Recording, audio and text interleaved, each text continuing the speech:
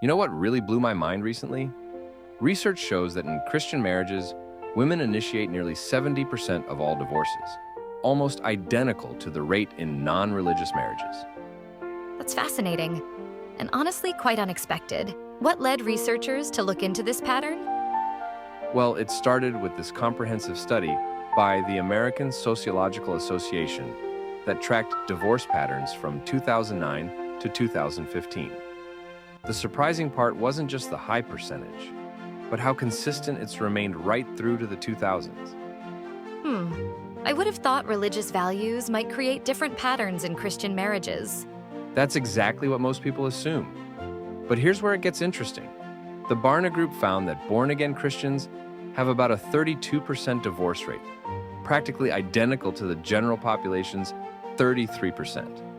So you're telling me that identifying as Christian doesn't necessarily translate to more stable marriages? Well, there's actually an important nuance there.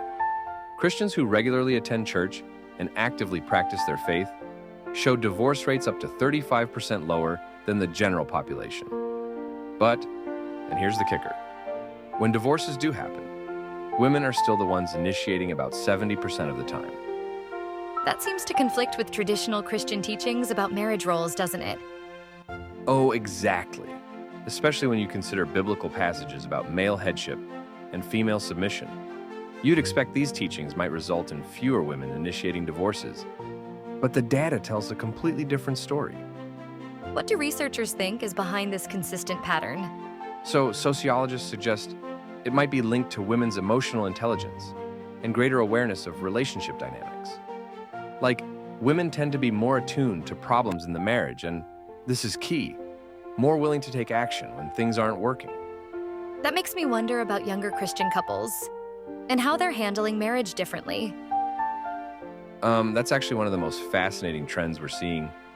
There's been a significant uptick in divorce rates among younger Christians, which really mirrors broader societal shifts toward women's independence and evolving views on marriage. How are religious communities responding to these changing patterns? Well, it varies quite a bit. Some churches are completely revamping their marriage counseling approaches, while others stick to traditional perspectives. But here's what's wild. Even in the most conservative congregations, we still see women initiating most divorces. You know, that really speaks to how universal these patterns are, regardless of religious background. Exactly right. And it gets even more interesting when you look at education levels. Studies show that increased education and financial independence among women, regardless of their faith background, correlates with higher likelihood of initiating divorce in troubled marriages. Have researchers identified any factors that help prevent divorce in religious marriages? So there's strong evidence that couples who pray together, attend services together, and are actively involved in their religious community tend to have more stable marriages. But, and this is crucial, these factors don't seem to influence who initiates divorce when marriages do end. That's quite a paradox. Lower divorce rates overall, but similar patterns when divorces happen. And you know what's really interesting? This challenges the whole narrative about religious marriage being fundamentally different from secular marriage. When relationships break down, the patterns are remarkably similar across all groups. Looking ahead, how might these findings impact how religious communities approach marriage support? Well, understanding these patterns could help religious organizations develop more targeted support systems, like maybe focusing more on addressing the specific concerns that typically lead women to initiate divorce, rather than just emphasizing traditional roles.